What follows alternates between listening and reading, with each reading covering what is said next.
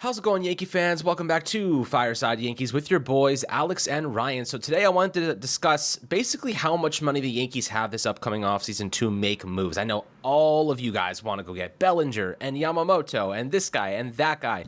And we all think that the Yankees have this unlimited amount of money, but we want to bring the reality to everybody. There's going to be a certain amount that we have to spend. I want to talk about some of the contracts coming off the books, how much money we had this year, using that as a benchmark for how much we might have next year. So, we can spend. There are going to be opportunities for us to actually go out and acquire players. Don't get me wrong. You have a lot of guys coming off the books, a lot of money freeing up.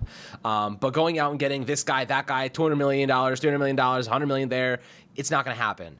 I think we have to temper expectations a little bit. We can reinforce this team, but it's not going to be this monster offseason, I don't think. At the very least, we have to make some smart moves. Sometimes throwing $200 million at a player is not the proper fix. Sometimes going out and getting those low-key guys that are the gems of the bunch that you can actually turn into really solid, productive players, those are the ones that actually end up winning you championships, not the $600 million you spend on three guys. It's a team sport, guys. You can't win baseball games alone, so we got to find those gems.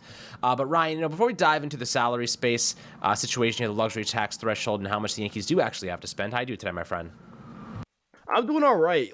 Looking at the Yankees, kind of their financial situation right now, I mean, they have a good amount of money coming off the books. I know that we're going to look at the Rodon and Judge contracts and say, okay, that's going to preclude the Yankees from signing certain players. And I do believe it'll play a role in whether the Yankees will be aggressive, for Yamamoto and a bat, or a bat and, another pitcher, whatever it may be. But I think people have to remember that the Rizzo contract's coming off the books next year. Whether they choose to re-up that or not is still, it remains to be seen. I'm not going to completely rule that out of the picture. Looking at, the other contract on the team, LeMahieu, after this year, this is his third year of the contract, 2021, 2022, 2023, so you have 3 more years after this one. The Stanton deal, I believe you have 4 more years remaining after this year. So that's a lot of money that's going to be coming off the books over the next 3 to 4 years. You don't have a lot of money coming off in between that I can remember. You're going to have a couple of guys that are going to go from arbitration eligible to free agents, and that will open up some money on paper, but we don't know those exact arbitration figures yet. Like next year, we know that Gleyber Torres is going to be a free agent. What will his arbitration money look like? Will the Yankees extend him? What is his asking price going to be in free agency? How willing is he to stay in New York and take maybe a discount? We'll see. You have a bunch of relievers that are going to be up for free agency. Peralta's going to be a free agent at the end of this year. Loizaga and Holmes are free agents in the next 2 years, I believe. Now, the Yankees do have a lot of young pitching, and that'll help them out a little bit, but I think also Michael King and Nestor Cortez are free agents 2 years after 2024. So you're going to have some key guys coming off the books. It is going to be something they're going to have to navigate through. It'll be interesting to see how they navigate through it, especially considering, these are kind of important pieces to this team, right? Like, we talk about Michael King as maybe a starter in 2024. We assume Nestor Cortez is back in the rotation, right? Like, we're assuming a lot of these guys are pieces for this team next year. Now it's a matter of, are they going to perform at the level we need them to? And then how does that affect their money going forward? So I think it's a very fluid situation. I think how much money they have to offer up, how much money they have freed up, is going to depend on the performance of certain guys on the roster. How aggressive they'll need to be for starting pitching is another thing that has yet to be determined. Like, how will they need to go out and get Yoshinobu Yamamoto?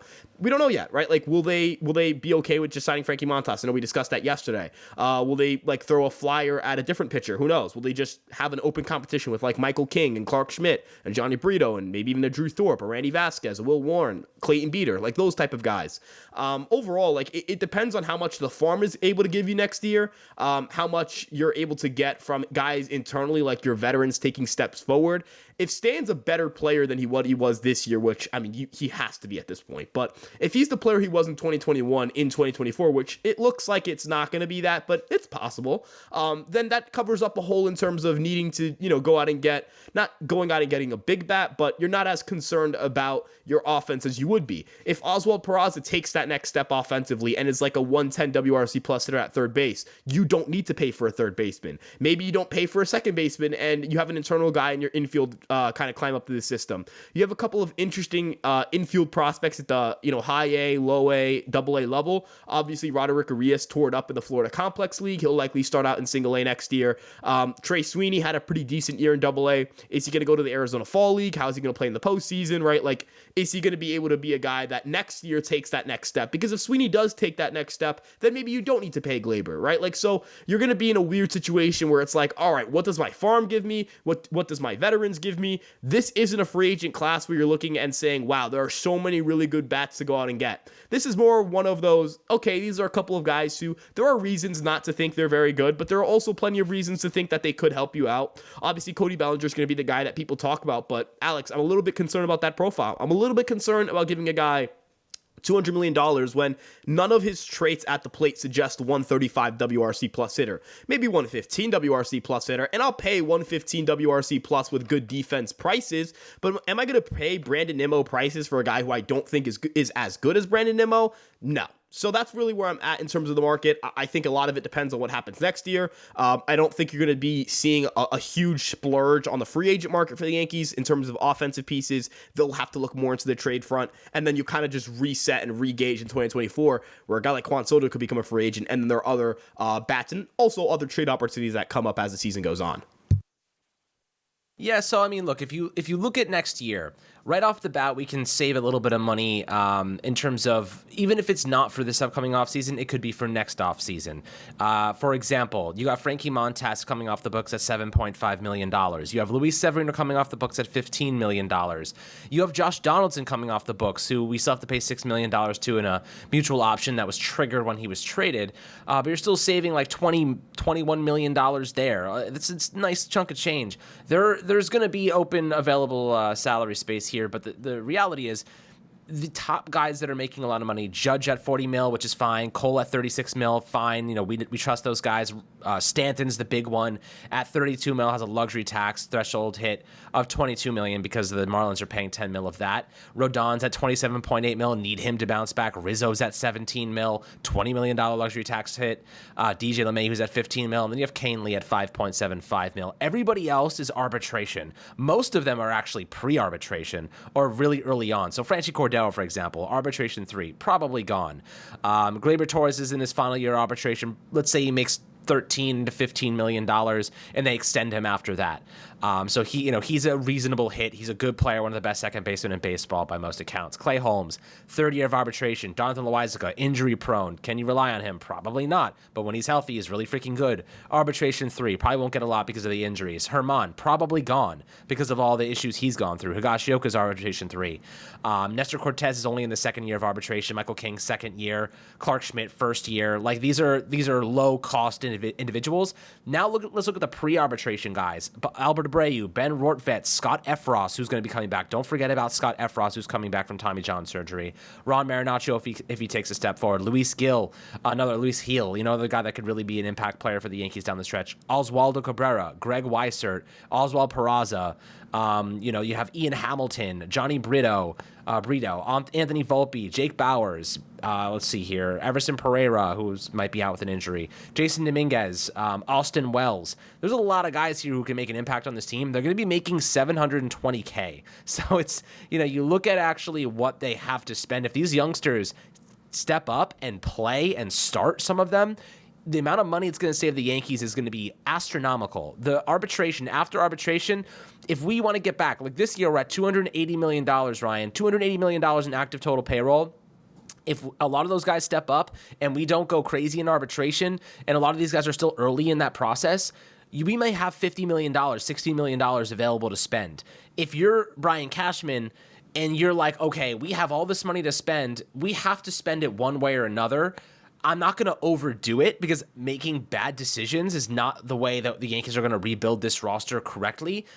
But it really does fuel the Yoshinobu Yamamoto narrative. If you have $60 million and you have to spend it somewhere, why not go get one of the best young pitchers in free agency and then rebuild the bats with your youth, wait for Juan Soto, and then just save your money? You can save that money on the luxury tax threshold, give Jason Dominguez reps after he gets back, give Everson Pereira reps, let Oswald Peraza play. Anthony Volpe still here on pre-arbitration. You know what I mean? Like, you have a really good situation here where if you're the Yankees, is you actually have a lot of financial freedom. So, Ryan, if they do have a lot of money, where are you spending it? Because like you said, Cody Bellinger, the last 2 years, aside, before 2023, he was really bad. Are you going to give him $200 million and risk it all for him to replicate what he just did? It's a huge risk. It's one that a lot of people want to take, but these are the decisions that have bit us in the butt before. We've gone after guys that have been really good for a year, like Carlos Rodon. He had 2 good years, then the injuries caught up again. You know what I mean? Like, we've gone down this path and it's bit us in the butt, and I don't want to suffer that same fate. So maybe we remain a little bit cautious. We go after a proven guy like Yamamoto in terms of history of health, and then we wait for Juan Soto and get him in free agency with all the money we saved. And then you give the youngsters a chance to get kind of innings under their belt. You can win. The Yankees are winning baseball games right now with the youngsters in the mix here, guys. Like, we're winning games with the young players playing every day. We can win games with this group of players. And if you get Yamamoto, your rotation on paper is freaking insane. So, I'll ask you this, Ryan. I know you're also kind of willing to be a little bit more cautious to wait for Soto. Where are you going to spend the money if you have $50-60 million and you're like, where do we put it now? Yeah, so, I mean, right now, like, the way I look at it is you shouldn't force yourself to spend money just because you have it. I think that's bad process. But if I could choose, like, hey, like, who's the top guy that you would get? I think the answer is Yamamoto, right? Like, the way I would put it is, how many times does a 25-year-old starting pitcher who has the upside of being, like, arguably the best pitcher on the market, show up, and it's a pretty good pitching market. Like, when does that happen? When do you have the opportunity to just sign them for money, right? At 25 years old, again, a guy who is, I think, 2 months older than Clayton Beeter, like, he's a young guy, right? And he's very accomplished, durable, all that stuff. Like, if I could choose where the money goes, sure, that's where it's going. In a dream world where the Yankees trade for Juan Soto, yeah, you just, like, throw every dime and dollar and penny that you could possibly throw to extend him and keep him in pinstripes for a very long time. But the thing is, the Yankees are going to have to be aggressive. Like, they're going to have to, like, if those opportunities come out, I can't hear, hey, we were interested in it, just didn't happen. Well, close only counts in what? It's the saying is like in horseshoes, and I don't even know the other sport. Maybe I shouldn't use a euphemism, I don't know. But my point is, close, it doesn't matter to me, right? Like, hey, you're close to getting that guy. Cool, I guess. Like, sure. Like, I don't really care. I understand that, you can't control the outcome, and a team has to like your package, or the player has to want to sign with you. But you can't, like, again, Garrett Cole's 34 next year, man. Like, I think I've said that on like 3 or 4 straight podcasts, but I'm going to hammer that point home, right? This is the richest franchise in Major League Baseball with the ability to hire anybody they want, wherever they want, whenever they want, at any point in time to make their infrastructure better. They can basically sign any player in the world. They can, like, I understand that because of the way that Hal operates the team, and because this is real life, budgets exist, that there are limitations. But those limitations compared to the rest of the league are very small. Those limitations are, they barely exist. They're barely in our rear view window. Like, we can't really see them because they shouldn't exist, right?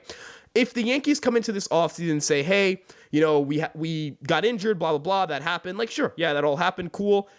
In the offseason, like, they hired a third-party audit. They are going to open up some money on the books. Like, I need something to change. There needs to be something that does get significantly better, because clearly what we've been doing has not been good enough, right? I detailed this in the article I did regarding Oswaldo Cabrera, where Oswaldo Cabrera with the Yankees had to, like, he just took it upon himself and said, fine, I'll shorten my swing, try to figure out how to handle high velocity, and ruined his swing in the process. The Los Angeles Dodgers were like, hey, this guy's struggling with velocity. We're going to look at the data, and we're going to make a data-driven decision, and we're going to give these players the resources to get better. And I didn't know this until I reread, relooked at some data.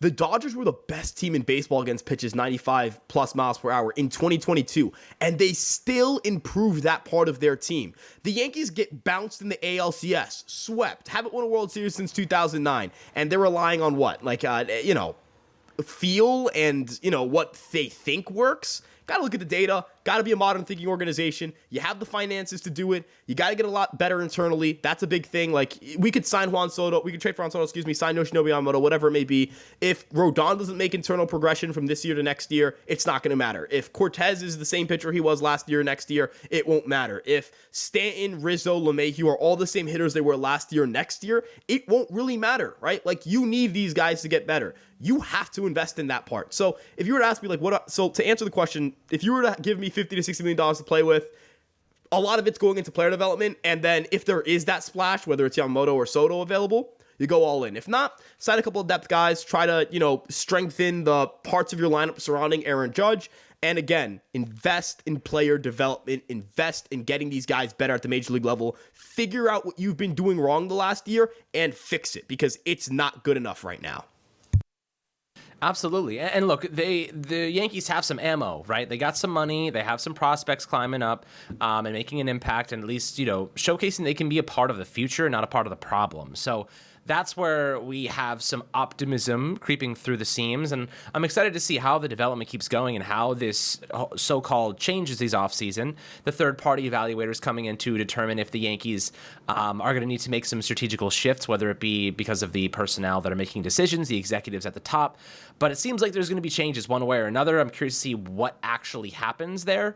But hopefully they put guys in place or people in place that can make good, influential impacts on this organization and make good decisions that don't put us in salary health or luxury tax threshold hell, whatever it might be. We need to make more intelligent decisions here that have long-term positive implications rather than consequences. So, guys, always happy to hear perspectives below on the Yankees, obviously their payroll, where you think they should spend. Always happy to hear those thoughts, but make sure to like and subscribe as always. And we'll catch you guys on the next Fireside Yankees episode.